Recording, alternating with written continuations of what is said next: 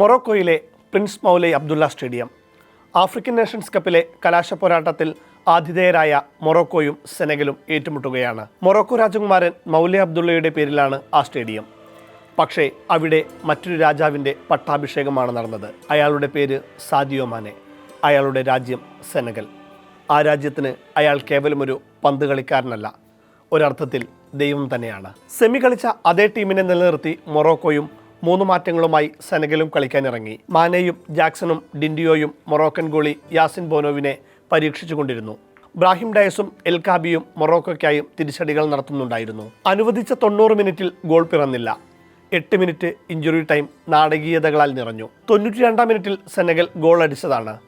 എന്നാൽ ഫൗളിൻ്റെ പേരിൽ ആ ഗോൾ റഫറി നിഷേധിച്ചു. അധിക സമയവും അവസാനിക്കാറായി. മത്സരത്തിൻ്റെ ദൈർഘ്യം ഇപ്പോൾ 97 മിനിറ്റ് 47 സെക്കൻഡ്. സെനഗൽ പ്രതിരോധ താരം എൽഹാജി മാലിക് ഡിയോഫ് ബ്രാഹിം ഡയസിനെ വലിച്ചിട്ടതോടെ പ്രശ്നങ്ങൾ ആരംഭിച്ചു. പ്രതിഷേധത്തെ തുടർന്ന് വാർ പരിശോധന. ഏറെ നേരത്തെ ആലോചനകൾക്ക് ശേഷം കോങ്കോയിൽ നിന്നുള്ള റഫറി ജീൻ ജാക്കോസ് നദാല പെനാൽറ്റി വിധിച്ചു. മത്സരം അവസാനിക്കാൻ അപ്പോൾ കേവലം 13 സെക്കൻഡ് മാത്രമാണ് ബാക്കിയുണ്ടായിരുന്നത്.